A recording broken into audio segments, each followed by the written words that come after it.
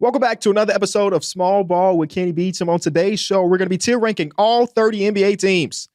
Y'all know me. It ain't as cut and dry as these are the contenders and these guys are not the contenders and these guys are bad. So, some of the tiers that we have, the name of these tiers are just, maybe it's a little bit different. You know, it's what Small Ball with Kenny Beecham is really about. Before we get into it, remind you to leave a like on the episode and subscribe. We are, let me double check this, a few days away from the start of the NBA season. I ain't gonna lie to you. I'm locked. So I've been watching preseason game, like real life studying preseason games. We're going to talk about a guy that stood out in his 2 preseason games later in the episode, but just really, really locked.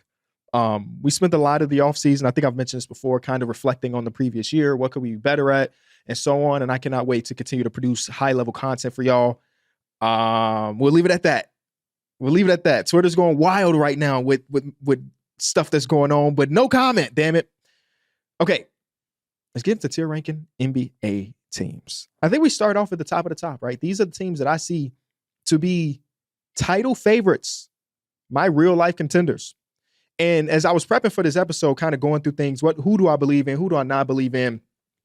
This might be the shortest list of A-tier contenders I've ever really had. I look back on my notes last year going into this season, and I had 7 teams.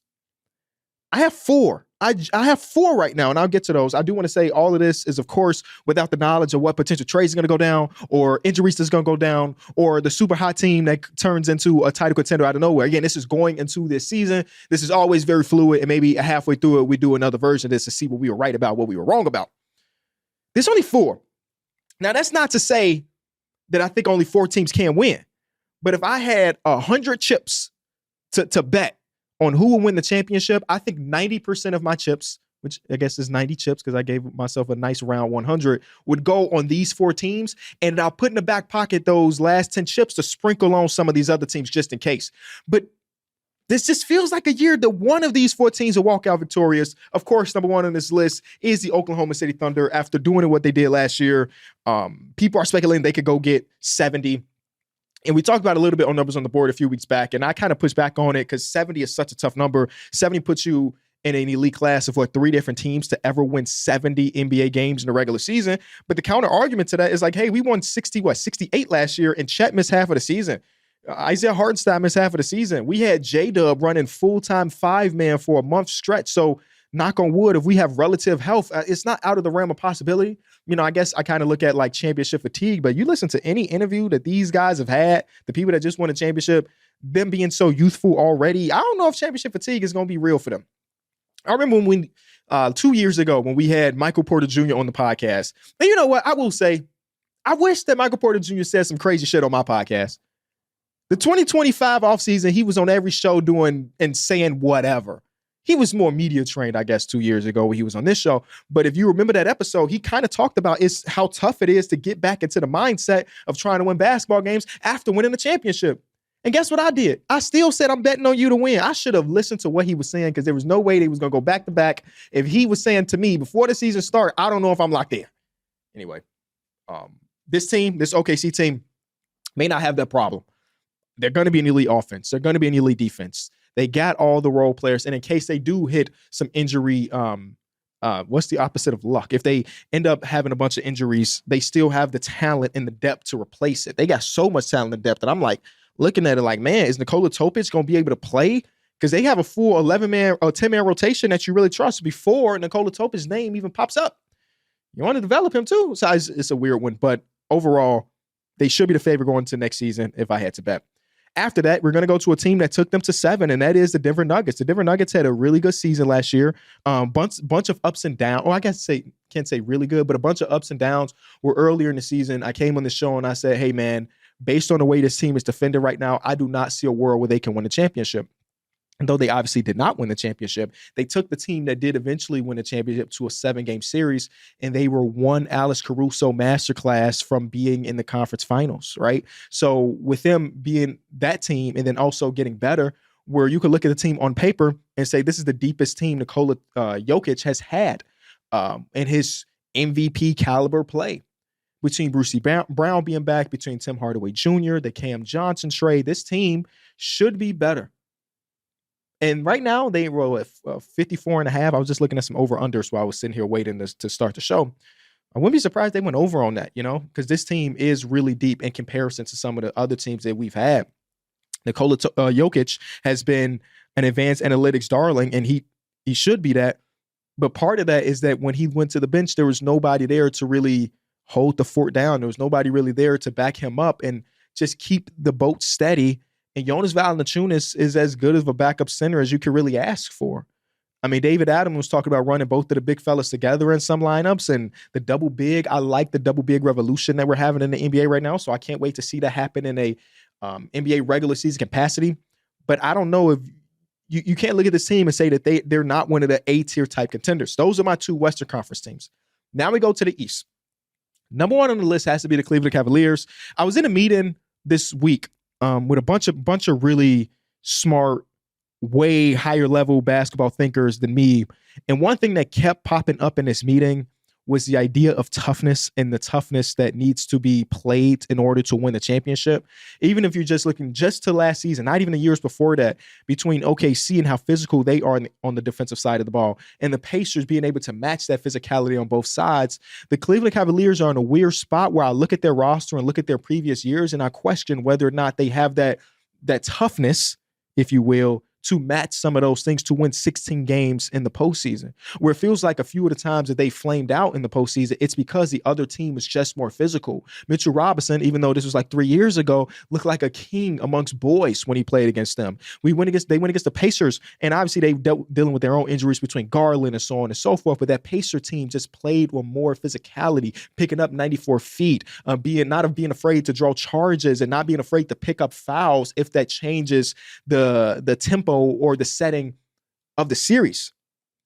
That is the biggest hurdle, if you ask me, about the Cleveland Cavaliers. But with the Eastern Conference being as open as it is, with nobody that you look at and say, boom, this is theirs to lose, the Cavs have to be one of the top teams there because the talent is the talent.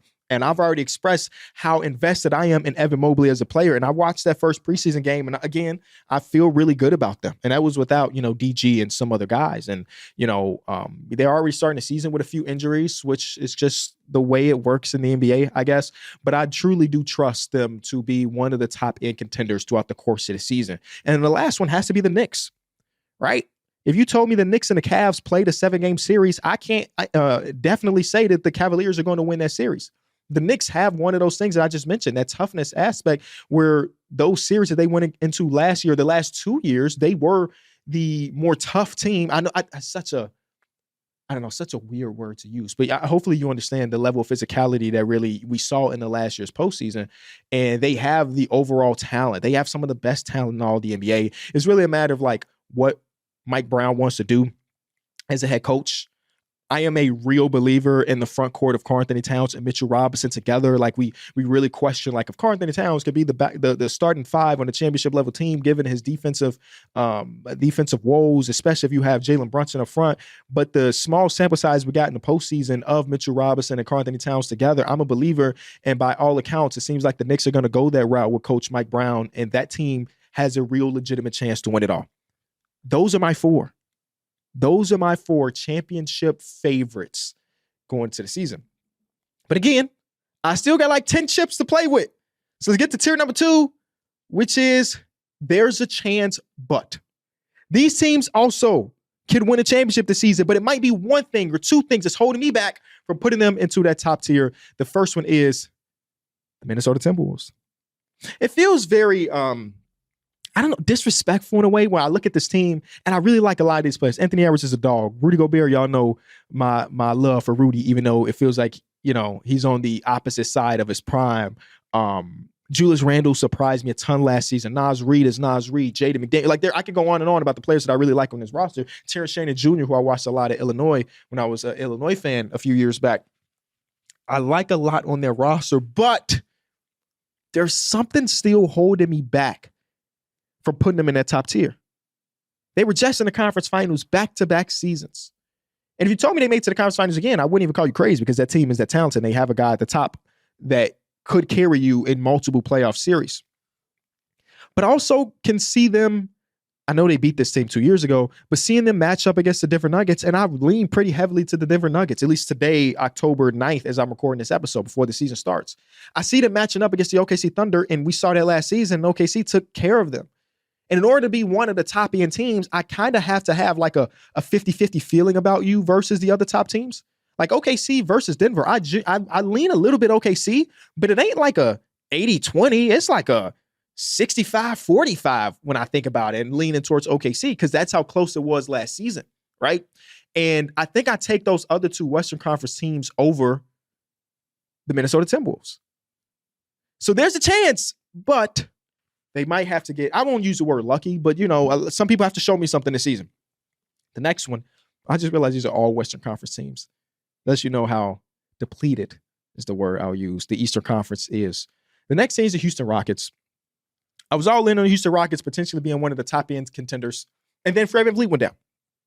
And without Freddie, again, this is currently constructed. Who knows if they'll go out there and make a trade. They keep talking about it as a blessing in disguise. Anybody that's dealing with the Raptors or the Rockets, they're talking about it being blessing in disguise about, we're figuring out Ahmed Thompson. We're figuring out, Reed Shepard and so on. But as far as this season, it's hard for me to believe in without Fred VanVleet. I think a lot of that has to do with the jump shooting on the team, the three-point shooting specifically, between Jalen Green being gone, Dylan Brooks being gone, and now Freddie being gone. There's a lot of three-point shots that need to be taken. And those are like, if I'm not mistaken, those are their three highest volume three-point shooters. They're all out the door. And now Reed Shepard is a guy that will come off a screen and fire up a three. I watched that last night in their game versus the Utah Jazz. Shout out to Ace Bailey. I'm talking about him a little bit later. I was really impressed. But they're missing a lot there. Obviously, Kevin Durant is an offensive engine by himself. Maybe not in the same way of a Shea or Luka or Brunson as far as like the playmaking goes, but give him the ball and watch out. Like there's not many people ever to exist that are better than him, but there's still something missing there. I do want to say though, I went from going after the Fred VanVleet injury happy. Remember we came on the show and I was like, I just don't see it at all. Like there's no chance, right? It's close to 0% chance. The reason it's not a 0% and they're in this tier where I'm divvying up my last 10 chips, Alperen Sengun he was here last season. Don't get me wrong. That was an all-star, 19 points per game, however many rebounds and assists. I think that if we're going to be talking about a guy going from, let's be real, a lower tier all-star, and I also said an all-star, don't get me wrong, but he's like a lower tier all-star, last guy voted in type of all-star to like know this guy is really here. It's this season. Between what he did in Euro this year and then what we've seen from him the start of this preseason. Yeah, here's the guy. I'm all in. I'm completely all in on us looking back at the end of the season and being like, damn, Alperen Sengun is top what at his position? I wouldn't go 1. I wouldn't go 2. I wouldn't go 3. But I think there's a world we end the seasons like, damn, Alperen Sengun is a bona fide, not even like unarguable top 10 or top 5 center in the league. Like I'm watching him and I'm just, again, amazed at his progression as a player on, hear me when I say this, both ends of the floor. I'm in. So that 0% chance goes up a little bit more because I truly do believe in Alperen Sengun's ability to hit the next level. I know a lot of people will look at that team and see Ahmed Thompson as that next jump guy. And trust me, you know how my feelings on them Thompson twins. But I like that Alperen Sengun thing is real, man. I really do believe in him wholeheartedly to take another big time jump. So they go from a team that in my mind after the Freddie injury had a 0% chance to having some type of piece of the pie because LP is that nice. And then lastly, in this, they have a chance but tier is the Lakers. The only reason they're in this tier is because Luka Doncic and LeBron James are on the same team. I have not, you want to see some overreactions to preseason? I have not been a fan of the 2 preseason games I've seen of DeAndre Ayton. I'm not one of the people that thought that DeAndre Ayton was going to come in and be an all-star. Don't get me wrong. But I thought that there's a tier or 2 below that he could have provided for the team and be a huge upgrade from Jackson Hayes. A lot of the deficiencies or the things that we don't like about DeAndre Ayton showed his head in just the first 2 preseason games. And with them or Luka not having opportunity to play alongside DeAndre Ayton because he played, Euro and all, so he's not playing preseason. LeBron James not playing preseason. I think we might have a little gelling period early on to figure out the DeAndre Ayton stuff.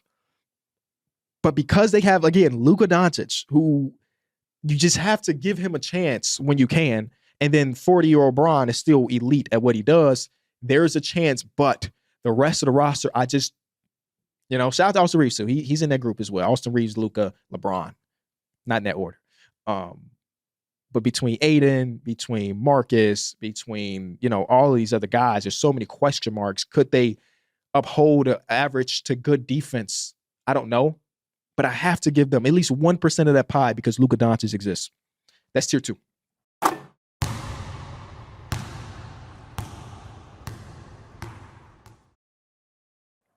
The next tier that we have is Unc still might have it. These are the 2 teams that, they're old as hell, but there's some interesting stuff going on.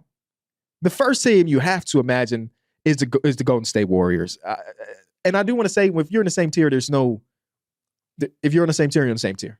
I don't put a team higher on the tier because you're on the same tier. There's a conversation I had with my boy D. Millie. If you're on the same tier, I look at you equal. Not because I mentioned you first, that means you're higher on the tier. The Golden State Warriors had their offseason is completely done now. They bring back Melton. They bring in Al Horford. But I'm looking at their starting lineup like everybody is and being like, damn, that dude's 36. Damn, that dude's 37. Damn, that dude's 36. Damn, that dude's 36. And now who's that next guy? Is it going to be Moses Moody? Is it going to be Pods? Is it going to be whoever? Is it a question mark on the back end about what Kuminga is going to bring to the team? And if he's going to be there come January 15th, I don't know. But it's obviously something that could work. These older teams, again, going back to the physicality and how much work. I've talked to 3 guys that were part of that 2025 NBA Finals. And all of them, we weren't in the same room or anything, all of them talked about how physically difficult that entire run was for both of these teams. 2 guys on one team, one of the other guys on the other team. Y'all could probably put it together who was who. And I look at these old ass teams, the Warriors and the other team that's on his list, the Clippers, and I'm like, the talent is undoubtedly there.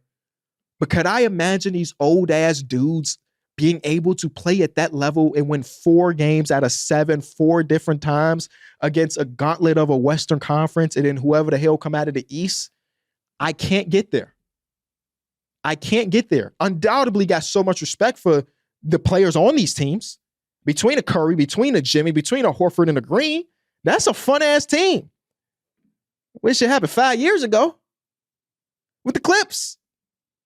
Kawhi Leonard, James Harden, Christopher Emmanuel Paul, Bradley Beal has to be all defensive all of a sudden. Brook Lopez, I love the Brook Lopez acquisition. Both of these teams, I look at their offseason and be like, I understand what's going on, but I also have to imagine that with the NBA continuing to get younger and the teams that are competing for championships continue to get younger, could these old-ass teams still do it? I had the same question about one of the last Spurs teams that we saw win, and they won, right? You can, in this league, be old and win, but I feel like it's kind of catching lightning in the bottle. I feel like it's getting the right injury luck. I feel like it's maybe a regular season injury and your team is able to sustain, and then you're back the last week of the season, and now we're completely healthy. But that 2 months that I took off, boy, was that good for me. Unc might still got it, though. These teams are going to be fun. Steph Curry exists. Kawhi Leonard, James Harden, these guys exist, and they're always going to be fun to watch. But next one is why not us, but maybe a tad bit too early. You can imagine some of these teams are on the list. I'll start off with the Atlanta Hawks, who had a phenomenal offseason. Recorded a video earlier this morning about the GM survey. And the GM survey, the GMs across basketball gave the Atlanta Hawks a team that had the best offseason. And guess what? I would agree. Between the Porzingis acquisition, between the Alexander Walker, between the drafting, it was draft day trade. Like, that was an amazing offseason. But it also still might be too early for them to do anything, right? I mean, as far as like contending. I think this is a bona fide playoff team. I know we talked about these bold predictions from the audience, and someone was like, the Hawks will still be a playing team. I would be really disappointed if that was the case. I think most of us will be, because there's so much fun that could happen on the scene between Trae Young, Dyson Daniels, who was also voted the best perimeter defender according to the GMs, Jalen Johnson being back in full effect, and he had a play the other night that was elite. And then the center rotation, I'm still a believer in my boy Double O, and then Porzingis, who struggled in his first preseason game. But it might still be a little bit too early for them to hit that next step. But I think this could be a second-round playoff team. If everything goes perfectly, they could potentially be a conference finalist, right? I feel the same way about the next team on my list, the Orlando Magic. The one thing about the Orlando Magic, some of these teams that make these big acquisitions, you question, like, does this shift their identity a little bit? nothing that the Orlando Magic did makes me think that they're going to shift their identity. I think this is still going to be one of the 5 best defensive teams in basketball. And the question is, could they have a top 20 offense, something that they haven't done in 20 years, it feels like. But it might be too early, right? They still got some things. We talked about Anthony Black last episode. We still have to figure out if Franz Wagner's jump shooter will ever come back around. You still have younger players on the roster that are still trying to figure out who they are in the NBA. But I do believe this is a team that will be in the postseason, obviously, and turn some heads there because we're going to bring it up again, the theme of today's episode. They went against Boston last season, and it was not an easy series for Boston by any means. Yes, Boston, I think they won 4-1, right? So, 5-game series, Kenny, that was easy. Man, they beat the shit out of Boston, bro. They really did hound them. And one thing I admire about a team like this, or the second half of the season for the Trailblazers, OKC is a prime example of this. Teams that are okay with fouling you because they recognize that physicality is necessary.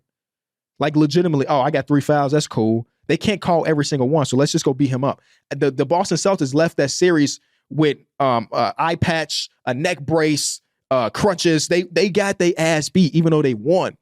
And some of that probably showed his head once they got to the next series and they went against another pretty physical team. And it's like, we just can't hold up. The Orlando Magic are a team that I think that if I'm comparing them to every Eastern Conference team, that is an advantage they will have against most of them. We are completely okay with beating you up and letting the chips fall where they may.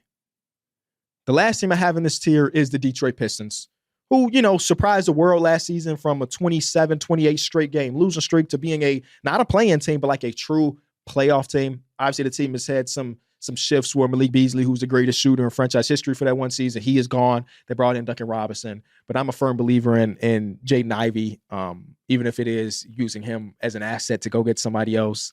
Because the Larry Marketing rumors keep popping up. And I'm if it's smoke, there's fire type of guy. And there's a lot of smoke right now with that Larry Marketing stuff. So Jaden Ivey, you might not end up being here at the end of the season. But between him, Asar Thompson, Ron Holland, when it comes to these dudes that are highly touted coming out of high school, I usually want to give them 3 to 4 seasons before I figure out if they are really, good or bad. And Ron Holland was bona fide number 1 player in his class. So I just want to give him a little bit more chance to be no, he's going to profile in the NBA as a defensive-minded guy that, never really has a good enough offense to be elite. I don't know. It's still too early. It's one season under his belt. So might be too early, though. But this is the thing I was talking about on numbers on the board. I feel like every NBA fan right now should be excited about the season because whether it's your team competing for a championship or competing for lottery odds, there's always some level of intrigue with your favorite team. And there's only a few teams I feel like that's not the case for. And the Pistons at one point was that team. It was last year, it's okay, maybe I'm slightly excited because Monty Williams is gone, but we don't really have many expectations. And then we get to the 30-game mark and we're 15-15. Oh shit, there's something that could be going on here. And then you have a month where you're pretty elite and now we're not hosting the playoff series, but we're in a 3-6 matchup, so I really like this Pistons progression. But we move on to the next tier, which we're titling Gap Year? ? You got to say it with the right, so people can recognize it's a question without you saying question mark. Gap Year? Gap Year? That's good. Can you tell I did some voice acting a little bit? I'm kidding. They didn't pick me for the anyway. First one, Boston Celtics. What more can I say? One preseason game with Jaylen Brown, the motherfucking A button didn't work. He was in there between tweening. I'm gonna get mine off, and I low-key respect it. I truly do respect it because why not at this point? Why not at this point? So maybe a gap year, maybe not. Jason Tatum won't close the door on him coming back this season, and I feel like the roster could be good enough to be in the hunt if Jason Tatum decides that he does want to come back in the end of March or the beginning of April, and then boom. I can't say they're going to be a contender because that center rotation is still a lot to be desired. But maybe a gap year. Again, we talked about a blessing in disguise if it ends up being one. Next team, Indiana Pacers, you could have imagined. No notes. We've talked about them a ton. And no Tyrese Halliburton, Miles Turner being going center rotation, not being the greatest. I did watch Isaiah Jackson do a between the legs pull-up mid-range a couple nights ago. It hit the front of the rim. It wasn't close. I was like, oh, okay. And Rick Carlisle did that interview with Caitlin Cooper. And he talked about how everybody has been in love with Isaiah Jackson's offseason, even though he's coming off the big injury and all. So I think there might be something there. Jay Huff, backwards dunker. There might be something there. Nembhard, though. I don't like the idea. I'm not even saying this is what's going to happen, but again, I'm really basing some of this stuff on a singular preseason game, by the way. I do not like the idea of him being the primary ball handler, the initiator of this, while also being a 94-foot pick you up guy. There's no way that's sustainable for an 82-game season. There's no way. Somebody else got to step their ass up on one of these two fronts so Nembhard could get into his bag. I don't know who that is, and I don't know which role. I would rather him be the playmaker, so somebody pick up 94 feet, please. Or maybe we just don't do that this season. wait until captain's back, and then I could go back to picking up 94 feet or whatever. I got two more teams in this tier, though. You thought that maybe it was it because, their star player, the All-NBA players are out with injuries for the foreseeable future. These other teams, Dallas Mavericks. Whoa. I am really, really, really, really, this is one of the most intriguing teams this upcoming season for me for multiple reasons. Anthony Davis is back. He's healthy. Eyewear, but he's healthy. And there was a report not too long ago. Let me make sure I get my sources. So I will pick up my phone here. Sorry for the lack of professionalism, but I did have a screenshot and forgot to port it over to my run of show. Here it is. The Dallas Mavericks plan to use Anthony Davis in a Domantas Sabonis-like role on offense. And that was from Dallas Hoops Journal. A lot of the comments on this is like, why not use Anthony Davis in an Anthony Davis role? It's not like he's not a top 10 player or NBA Hall of Famer and anything. But I kind of understand what they mean by this, right? We're going to run him as like a focal point of the offense, the hub, because Anthony Davis is a plus playmaker. It is a team that lacks a bunch of people that can create for themselves to get to the basket. Sure, let Anthony Davis do that. And then I watched their first preseason game, and I wanted to see how that was going to materialize. And it was some really fun stuff, like some inverted pick and rolls between him and D'Angelo Russell, him running the floor and catching some lobs from Cooper Flagg and D'Angelo Russell. So there was some cool stuff there. The one thing that I did not like is that we didn't get to see, again, one preseason game, by the way, any minutes where Anthony Davis was on the floor without Lively. I know AD wants to be a four-man. This is something that he said to us for almost 15 years at this point. I understand it. But I do believe that this team in this game of wanting to be a Sabonis type of hub makes a lot more sense if you have multiple construction of lineups where Anthony Davis is the five. Now, for what it's worth, the lineups they're running, there are five players on the court that can make the extra pass. I think that's really fun. Anthony Davis was able to dip it down to Derek Lively a few different times in this one preseason game. Anthony Davis, bringing some attention, was able to get somebody else open to dip it down to Lively. So I'm not saying that running AD at the four is a complete miss, but I do want to see over the next couple preseason games, how could it look differently if it is Anthony Davis truly at the five by himself, if we want to play him in this Sabonis hub?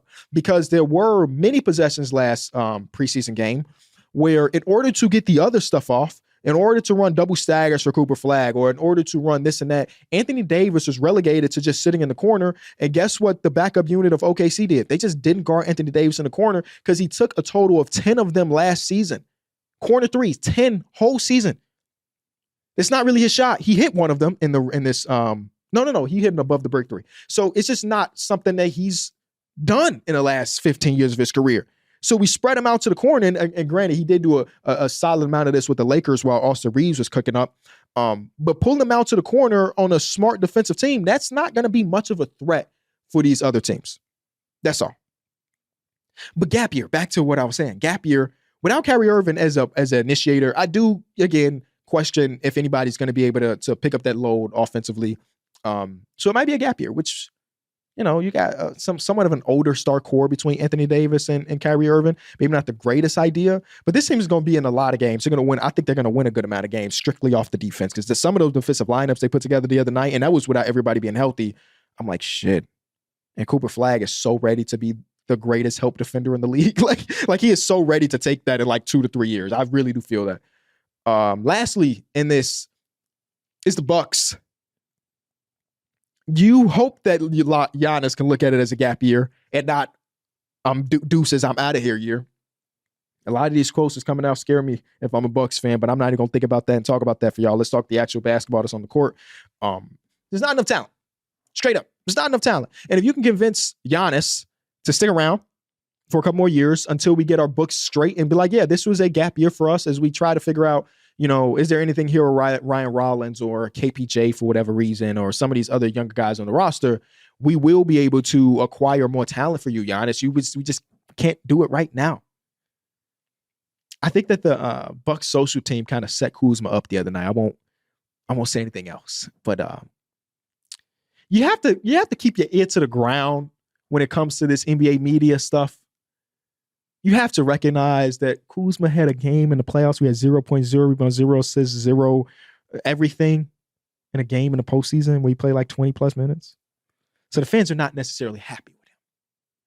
So when you give him the Twitter account and say, hey, it's Kuz, what's up? You had to recognize that they was going to clown him. And boy, did they clown him. Next tier that we have is injuries can't kill our season again, right? First team on the list is New Orleans Pelicans. We already talked about Big Z being Small Z, more fit, looking good. We already got DeJounte Murray out, but he'll be back. I don't know when, but he'll be back. You also already have Derek Queen being out. So, yeah, it's not starting off great for this team. But they just, over the last couple seasons, you can get excited about a Pelicans team, and they're like, boop, oh, Zion's out. Boop, oh, Brandon Ingram's out. Boop, boop, this guy's out. And I just want to see 1 year of health for Z and for his surrounding pieces. That's all. Next one is the Grizzlies, who are already dealing with. Ja Morant tweaked his ankle like a couple nights ago. Jaren Jackson Jr. gone. Edie gone. Brandon Clark gone. I feel like I'm forgetting some people. Like their entire front court is already gone to start the season. Some of those injuries are, of course, a lot shorter than others. But the fact that they're already starting off with what seems like the third offseason in a row going into the regular season with big players being out, not the greatest. Because losing Desmond Bane or trading Desmond Bane, I can't act like he walked the free agency or anything. There's a lot less room for error if one of the top two guys, Ja Morant or Jaren Jackson Jr., goes down. Right? Desmond Bane was able to hold it down. Maybe not the greatest when he was without one of those two guys, but he was able to hold it down enough for the team to be okay when they were in their absence. But like if both of them or one of them goes down at this point, you could kind of, do this. Cedric Howard's there though. What's the guy named? Lawson Lovering? Is that the guy I was watching last night? Lawson Lovering, yeah. Who is that? I don't know. He started in the preseason the other night, and it's a preseason game. But like, who? I'm wishing you best, man. I hope you can go out there and have a really successful NBA career. But as of today, I don't know who that brother is. Him and Javon Small. I knew Javon Small, but those two dudes running a pick and roll the first play of the game for the preseason for them. What the hell? Next one, the Miami Heat, another team already dealing with injuries in Tyler Hero, but they're not in the same class as these other two teams that like notoriously just have a gazillion injuries. But I do think that this is one of those teams that don't also have a ton of room for error. And Tyler Hero being healthy in the next, I think he's going to miss like 15-ish games if the timetable is perfectly the way they expect it to be. They kind of need him to be healthy for an entire season in order to do anything that they could imagine, right? I kind of like that Spoelstra is being ultra hard on Khalil Ware. You saw he had the comments after first game of the preseason. Then the game number 2, boom, he had like a 30-point game against the Wembanyama Spurs, right? So, I think it's easy for us at home to see and hear a quote like that from a coach on a young guy and be like, that's not the right approach. But in leadership, you recognize that there are different ways to coach or to, be a leader for different people. I mean, if you're a 2K player, there's like the pat my back badge. Some people you have to, not the word baby, right? But for everything that you talk about them doing incorrectly, you have to throw in 2 positive things, right? Some people just kind of need to hear it the way it is. Hey, this guy got lazy, and because of that, I didn't play him, right? Maybe Khalil Ware is one of those guys that needs you to be on his neck in order for him to be great because it just did work out for Eric Spoelstra in the second preseason game. So you never really know. That's why I never question, I can't say the word never. I rarely question the comments that these head coaches, especially a legendary coach like Spo, like that, this motherfucker, he know what he's doing. When a legendary coach come out and has specific quotes about specific players, it's like, oh, he's hit on 90% of the times he's done this. I'm going to let him be him. And it could work for Khalil Ware. Because I truly think that this is the way I like to be coached, or like when somebody was above me in leadership, it meant a lot to me if that person in leadership was hard on me, because in my mind, that makes me think that this person sees something in me that maybe other people don't, right? Rest in peace to my favorite coach of all time, Coach Lavick. There was no doubt in my mind I was the best goddamn point guard on that freshman B team, damn it. But I didn't start the season. And I was so frustrated and I was so mad. And then Coach Lavick explained to me why I wasn't starting, and I corrected that stuff. And guess who was captain? It was me. So yeah, rest in peace, Coach Lavick. And the last team in this injuries can't kill our season again, you had to know that the 76ers is going to end up here. Joel Embiid, Paul George, Jerry McCain is already injured. The list can go on and on about the guys that are dealing with injuries on this team. It can't kill their season again, can it? The next tier, I got 3 teams in the just mid tier. These teams, in a lot of cases, aren't playing for anything this year, and in some of the other cases, don't even have their own draft picks to play for anything for next season. The first team on the list is the Sacramento Kings, who I think there's a world where the Kings can be a 500 team. I don't want to. Oh, a 500 team is kind of the definition of mid, ain't it? Yeah. So no, there we go. They have talent on this roster, right? Between Levine, between DeMar, between Sabonis, Keegan Murray looked pretty good defensively in that first preseason game. Basketball Hall of Famer Dennis Schroeder's on the roster. Like there's real talent on this roster, but none of the pieces fit together. It's just like they just went to Dollar Tree and got $5 puzzles and just put all of it on the table and said, here's your team. And you have to figure out what goes where. And nobody's going to be able to figure out what goes where with the Sacramento Kings team. I don't know if they have their own first round pick, but I know this next team is struggling with future draft capital, and that is the Phoenix Suns, or their own future draft capital. I'm excited to watch them play just because it's going to be different, but like we have to recognize there's not a lot going on there. And then lastly, it's my Chicago Bulls. We do have all of our own future picks, but we know what the front office likes to do, and that is to compete for 39 wins. So they have to go in the just mid tier. Next, I got the sneaky playoff contenders. These are teams that missed it last season, that if you told me April 15th of next year, this team was in the postseason, I would not be surprised. You know, some teams have to take a jump. The first team on this list is the Portland Trailblazers, who we've talked about over the last couple of weeks about their defense. And yesterday, I couldn't tell if Chauncey Billups was like just messing with us. He started a lineup that was Drew Holiday, Shaedon Sharpe, Toumani Camara, Jeremy Grant, and Donovan Clingan. As you could probably recognize, he's a pretty good ball player that wasn't starting, and his name is Denny Abdia. And it wasn't like Denny was missing. You know, it's preseason, a lot of people miss time. Denny was the first guy off the bench. And I'm trying to figure out if that's what he's thinking this is the rotation or the lineup. Is Denny about to be a super 6-man? I don't know. Or was this more like, hey, Denny just played this offseason in Eurobasket. Let's just chill on him a little bit. I don't know. And I don't know. I was hoping, and I forgot to do this. Let me see if I can see if Chauncey had any quotes about it after the game, because I did fall asleep while watching this game. So I don't even know who ended up winning it. It don't seem like he had. Oh, he did say it's not worth reading into. There we go. All right, so done. All right, don't read into it, Kenny. I won't. But it was interesting. It was very interesting. He said don't read too much into it. Okay, I got it. I won't. Psych, I am. Because there is something like one of these two guys, and Jeremy Grant has to come off the bench. I'm not pulling Toumani Camara, all defensive player. I'm not pulling Denny Abdi, who in the second half of the season had the highest draw foul rate of anybody in basketball. You know, like if there's anybody that feels expendable on this team in that wing spot, it has to be Jeremy Grant. But then Jeremy Grant talks about it like, yeah, I don't think I'm coming off the bench. Somebody got to, and it bet not be Denny on that first game of the season. Damn it. Jeremy Grant starter. That brother know he can put on a fit, though. I'll give him that.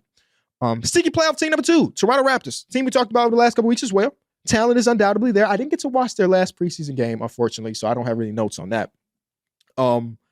But sneaky playoff team, I don't even know if it was really that sneaky because, again, the Eastern Conference is really trash, but a team that missed it last season with a possibility of making it into it this year. And lastly, in this one is the Spurs.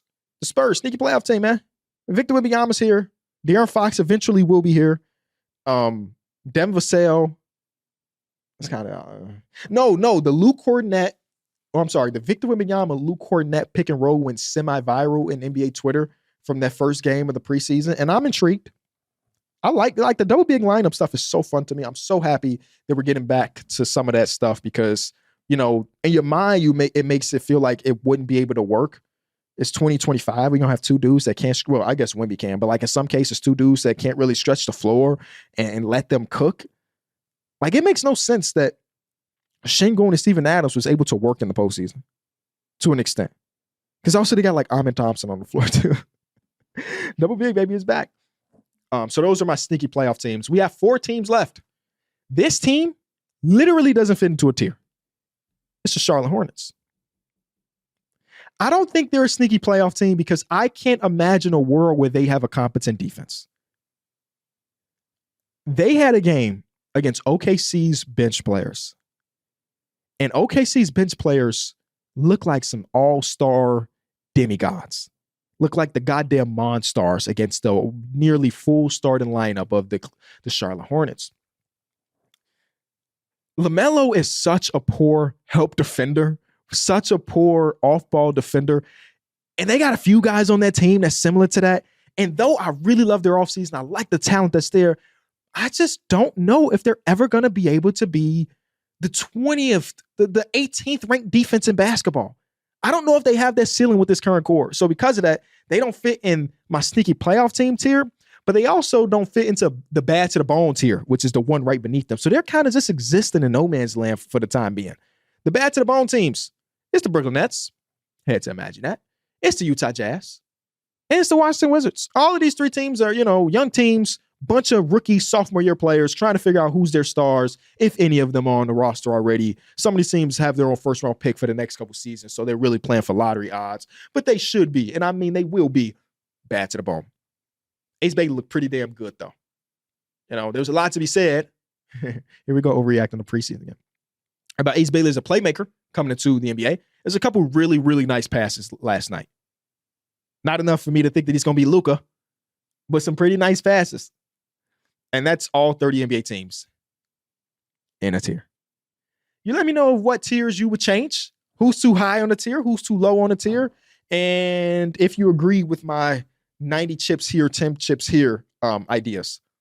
Because I'm very curious. I'm always curious, whether that be on Spotify, there's a comment section there, or you hit us up in the YouTube comment section.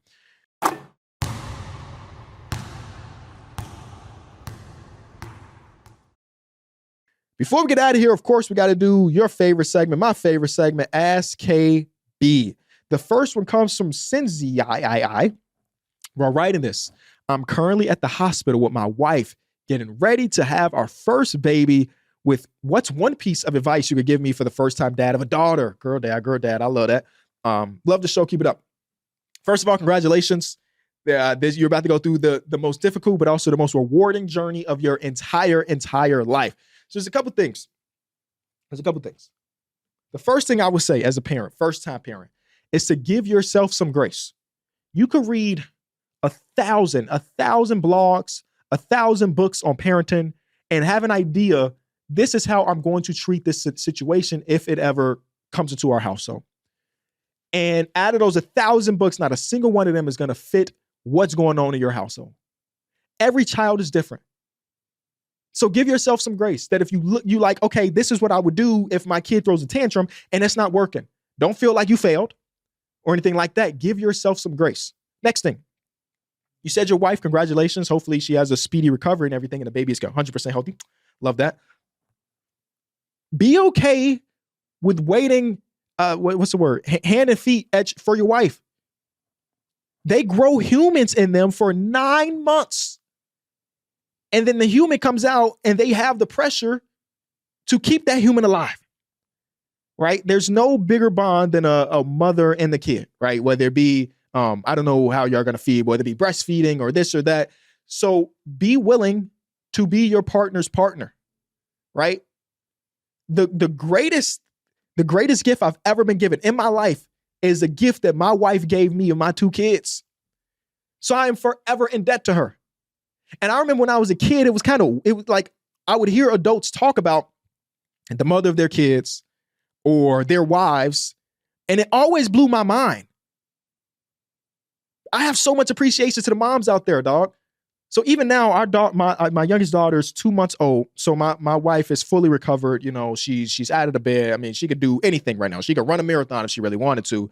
But I still treat her as if she's bedridden with the kid.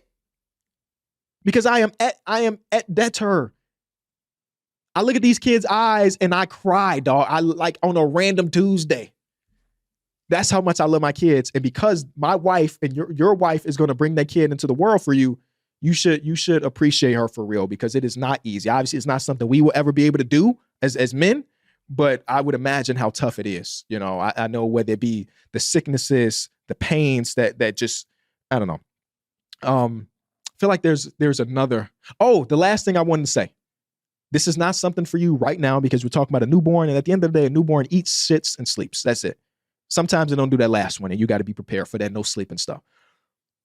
But I read something when my wife was pregnant with the first kid that changed my perspective on everything. And then it made me think about when I was a kid too. This Tuesday is just a Tuesday for you, but it is your kid's childhood.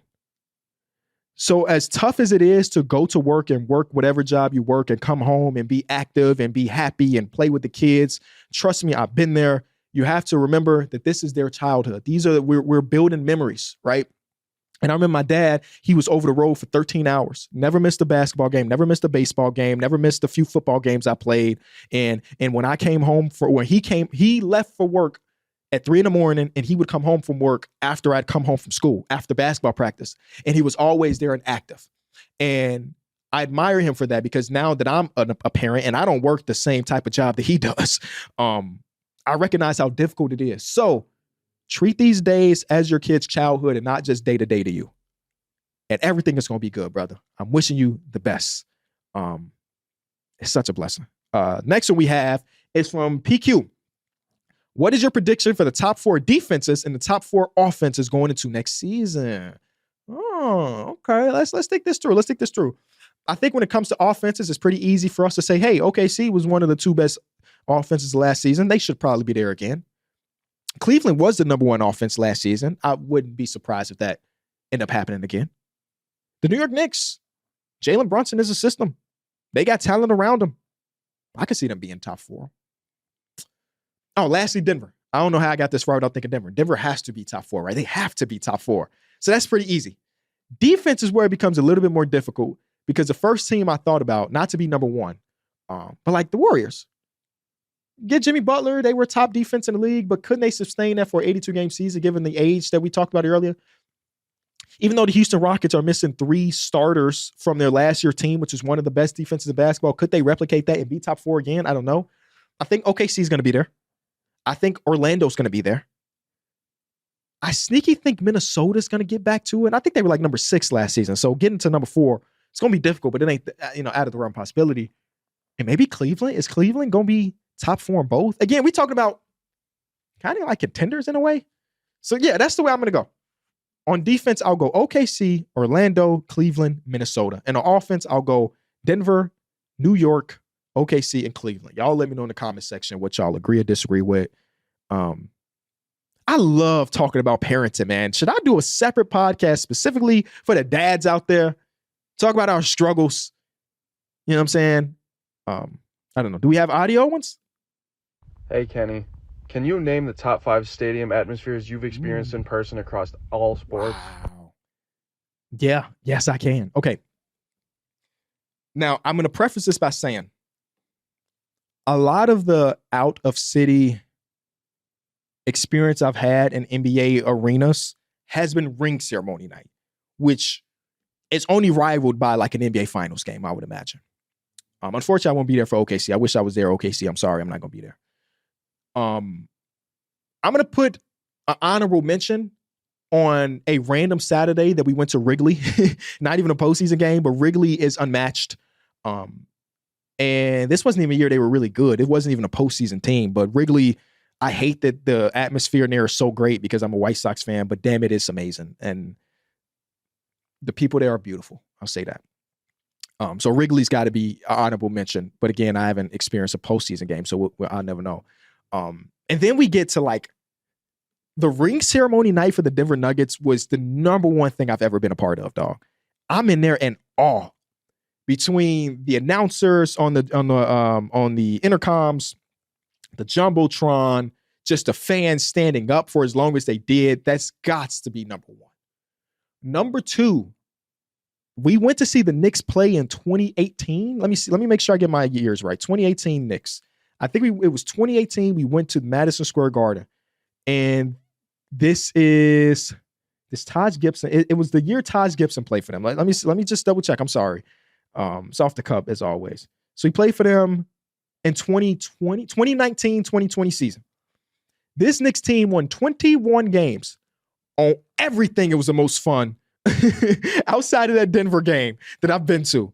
This team, they stunk. Dog, what do I remember about this? Alonzo Trier. You know what I'm saying? Taj Gibson hit 2 corner threes in the game I was at. Kevin Knox was starting. So I have not been back to Madison Square Garden since the team has been good. This one random game versus the Wizards. It was against the Wizards. Oh my God. Let me see if I can look up the stats of this random Wizards game this season. It was amazing, bro. It was truly amazing. It was so amazing that we went back the next night. No. The Wizards was the second game. First, we saw Bucks versus Knicks. And this was the game that Giannis got dunked on by Mario Hezonja. Does that sound right? Okay, wait. Now I'm mixing up my timeline. Regardless, there was a play with Mario Hezonja involved that we were at. And then we were still in New York for the next day. And we said, y'all want to go to the next game? Yeah, okay, I found it. December 21st and December 23rd at Madison Square Garden. And it was so elite. Bradley Beal was there. Dude, I watched the game. Can I read y'all these starting lineups, by the way? Oh, no. Can I read y'all these starting lineups? The Wizards was playing Bradley Beal, Jan Mahimi, Ish Smith, Admiral Schofield, and Isaac Bonga. I sat down in Madison Square Garden and was like, let's go. Like, that's crazy. The Knicks lineup ain't that bad, actually. Julius Randle, RJ Barrett, Elfrid Payton, Kevin Knox, and then Mitchell Robinson, Taj Gibson, Damian Dotson, Alonzo Trier, these guys coming off the bench. But I was hyped for that game, dog. I was real. And then we went back to watch, anyway. Yeah, dude, what a crazy, crazy time. And then, what else? Who else have we been at? Oh, the Warriors ring ceremony. Yes. I'm like, what other ring ceremonies have I been at? The Warriors ring ceremony was pretty elite. I got to give it that. The Bulls, I watched them play a play-in game, so that was cool. And I've been to a preseason Bears game. Does that count for anything? Probably not. That's all though. That's all. Those are my. Oh, now okay. Now I'm scared because I feel like I just gave y'all the wrong information. Yeah. I'm sorry, guys. It was the previous season. This was actually the Knicks start lineup. This makes so much more sense. Tim Hardaway Jr., Emmanuel Mudiay, Noah Vonleh, Enes Kanter, Mario Hezonja. I watched that team. This makes so much more sense. Yep. Yes, because this game went to OT. Yes. Okay. Yeah, okay. That's the real lineup. Not the Mitchell Robinson, Julius Randle, RJ Barrett one. Hell no. It was Noah Vonleh and Taj Gibson hitting corner threes. What a time. All I said, there's a ton of arenas I have not been to that I need to get to. I went to a Pacer playoff game too. I forgot about that. That was before Halliburton was there, though. That was Sabonis and stuff. Good times. I'm blessed. Thank you so much for watching or listening to this episode of Numbers on the Board. I do want to tell you next Thursday, we will not have an episode because, like I mentioned last week, we are shifting the schedule. More information on that on Twitter and Instagram coming up. But we will still be doing episodes, don't get me wrong, but I can't really speak too much about what's going on behind the scenes. But Small Ball Kenny Beecham will not be here next Friday. I'm sorry, it won't be here next Friday, but it will be there a few days after. I appreciate y'all as always. Nothing that I've been able to do in this career is possible without y'all watching and enjoying the content. So again, I appreciate you. I will see you next time.